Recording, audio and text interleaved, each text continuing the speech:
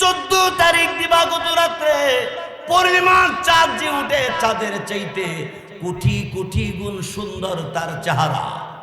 জোরে কন্না আল্লাহু আকবার, আরো জোরে কন্না আল্লাহু আকবার। এই কথা বলার পরে এবার ইহুদি তখন ডাক দে বলে, ছেলেরে এই লোকটা ওই তো মুহাম্মদ, বলেন সাল্লাল্লাহু। যুবক ডাক দেখো, আব্বা যে মুহাম্মদ রে গালি দাও, যে মুহাম্মদ রে মারবার লাগিয়া চেষ্টা করো, ওই মুহাম্মদ সেই মুহাম্মদ বলা হয়। আমার ভাইয়ের দিনের নবী রাহমাতুল লিল আলামিন রাস্তা দিয়ে চলে যায়, ওই ইহুদি বাপ ছেলে দৌড়ায়। দৌড়াইয়া যাইতে যাইতে আমার আপনার নবীর সামনে গিয়া হাজির হইয়া ছেলেকে বাপ ডাক দে বলে, এই লোক তো সেই লোক। এমনি তখন যুবক ডাক দে বলে, আব্বা গো এই লোকটা কোনোদিন পাগল হতে পারে না, জাদুঘর হতে পারে না, এই লোকটা কোনোদিন মানুষকে কষ্ট দিতে পারে না। না না, আর দেরি করে লাভ নাই। ওই যুবক আমার আপনার নবী রাহমাতুল লিল আলামিনের কদমের মধ্যে পড়ে গেছে। আমার আপনার নবীর পা মুবারকের মধ্যে পড়ে চোখের পানি ছেড়ে ছেড়ে কান্দে আর বলে, নবীজি চরম বেয়াদবি করে ফেলাইছি, নবী গো চরম বেয়াদবি করেছি, আর কোনোদিন বেয়াদবি করব না। যদি জানতাম আপনি সেই নবী, আপনার মাথায় এত বড় মালের বস্তা উঠাইয়া দিতাম না। আপনি বিনা বেতনে এত বড় উপকার আমার কেন করলেন? আমার নবী বলেন, ইন্নামা আনা বুইস্তু মুআল্লিমা। ও দুনিয়াবাসী, আমি দুনিয়াতে আসছি তোমাদের শিক্ষক হিসাবে। কি শিক্ষক? দুনিয়া থেকে পরকালে জান্নাতে যাইবা কেমনে এই শিক্ষা দেওয়ার জন্য আসছি। জাহান্নাম থেকে বাঁচবা কেমনে এই পথ আমি তোমাদেরকে বুঝাবার জন্য আসছি। ভাইয়েরা আমার, বন্ধুরা আমার, আসুন আমরা মূল কথার দিকে যাই। এবার যুবক ডাক দে বলে, নবীজি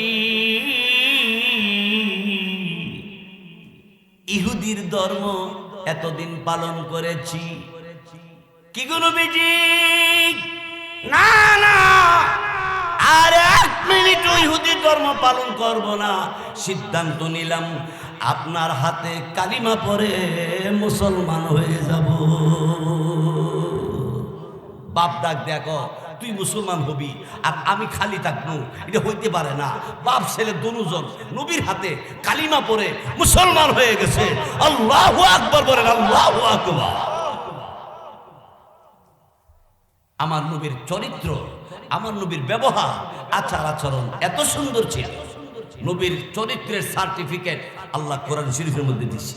আল্লাহ বলেন, ওয়া ইন্নাকা লাআলা খুলুকিন আযীম।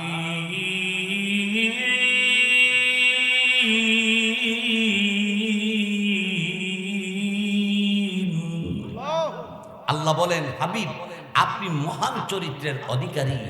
অতএব নবীজি আপনি কোনো টেনশন করবেন না, পেরেশান হবেন না, আমি আপনার সাথে আছি।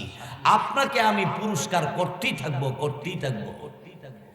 আল্লাহর এক জায়গায় বলেন, ওয়ালা সাউফা ইউতিকা রাব্বুকা ফাতারদা।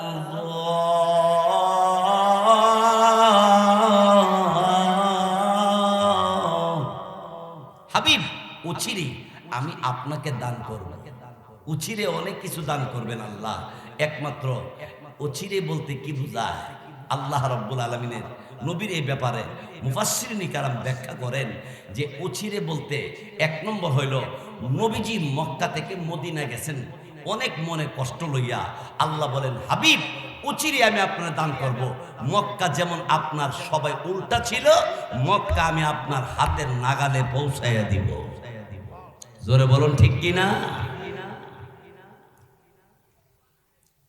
আমার ভাইয়ের বন্ধুরা আমার, আবু বকর সিদ্দিক রাদিয়াল্লাহু তাআলা দুনিয়া দুনিয়ার ব্যবসার দিকে যাবে না আল্লাহর নবীর কথা শুনবে, মনে দ্বন্দ্ব লাগিয়া গেছে গা। আল্লাহ বলেন, নবীজি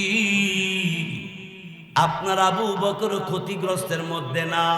1 নম্বর ঈমান আছে, 2 নম্বর আপনার আবু বকর আমি আল্লাহর নেক আমল করে, আর আবু বকর হকের উপর আছে। এর অর্থ হলো দুনিয়াকে প্রাধান্য দেয় না, আমি আল্লাহরে খুশি করার জন্য জিকির করে। বেঈমান কাফেরেরা আপনার কাছে বিচার দেয়। এরপর আবু বকরকে জিজ্ঞাসা করলে আবু বকর বলে, আমি আস্তে জিকির করতে গেলে আমার জিকির আওয়াজ কেমনে যে বড় হয় আমার মনে থাকে না। সুবহানাল্লাহ, আরো জোরে করেন না সুবহানাল্লাহ।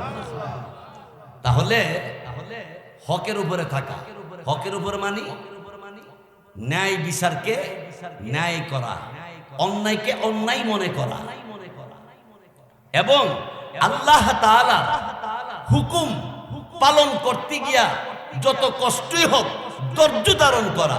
যত বড় মুসিবতই আসুক না কেন ধৈর্য ধারণ করতে পারলে আল্লাহ রাব্বুল আলামিন বলে তুমি ক্ষতিগ্রস্তের মধ্যে না, তুমি ক্ষতিগ্রস্তের মধ্যে না। আমার ভাইয়েরা, বন্ধুরা, আমার ভাইয়েরা, এরপরে শুনেন আবু বকর সিদ্দিক রাদিয়াল্লাহু তাআলা তিনি তখন ডাক দিয়ে বলেন, ইয়া রাসূলুল্লাহ, ইয়া হাবিবাল্লাহ, নবীজি গো আমারে আল্লাহ জান্নাত দিবনি। সুবহানাল্লাহ বলেন। আমার আল্লাহ রাব্বুল আলামিন নবীকে যখন মেরাজে নিলেন, মেরাজে যাইয়া আমার নবীকে আল্লাহ সব দেখাইলেন। হঠাৎ করে নবী তাকায় দেখে জান্নাতের মধ্যে একটা আলাদা ঘর বানানো আছে, স্পেশাল ঘর। জিবরাইলকে আমার নবী জিগায়, ও জিবরাইল, বেহেশত তো আল্লাহ এত সুন্দর করে বানাইছে, আর একটা আলাদা ঘর, এই ঘরটা কার? হুজুর এই ঘরটার মালিক হলো আপনার সাহাবী আবু বকর। জোরে করেন না সুবহানাল্লাহ। যাদের জন্য জান্নাতের ভিতরে আলাদা ঘর বানানো আছে এরা কান্দে, আবু বকর কান্দে। জমিনের মধ্যে পড়ে কান্দে। আমার আপনার নবীর কাছে সাহাবীরা জিজ্ঞাসা করে, ইয়া রাসূলুল্লাহ, ইয়া হাবিবাল্লাহ, আপনার আবু বকরের খবর আছে নি? আল্লাহ নবী বললেন, আমার আবু বকরে কি হইল? সাহাবীরা বলে, নবীজি আপনার আবু বকর জমিনের মধ্যে পড়ে গইরে গইরে কান্দে। আল্লাহ নবী আবু বকরের কাছে এসে বললেন, আবু বকর গো জমিনে পড়ে তুমি কেন কান্দো?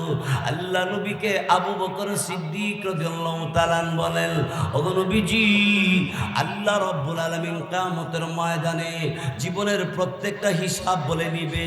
হিসাব আমি আবু বকর কেমনে দিব, এই ভয়ে আমি কান্দি। আচ্ছা, আবু বকর কেমনে আল্লাহর কাছে হিসাব দিব, এই বয়ে কান্দে। আর আমি আর আপনি ফজর নাই, জোহর নাই, আসর নাই, মাগরিবের সাথে যোগাযোগ নাই, এশার সাথে তো খবরই নাই। হ্যাঁ,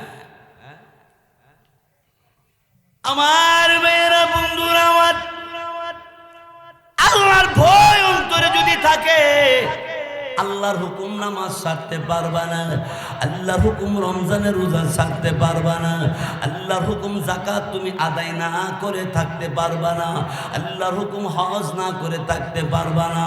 যদি আল্লাহর ভয় অন্তরে থাকে তাহলে তুমি এইগুলি করতে অনেক মজা পাবে। আল্লাহর ভয় অন্তরে থাকলে আল্লাহর ইবাদত কইরা মজা পাবে।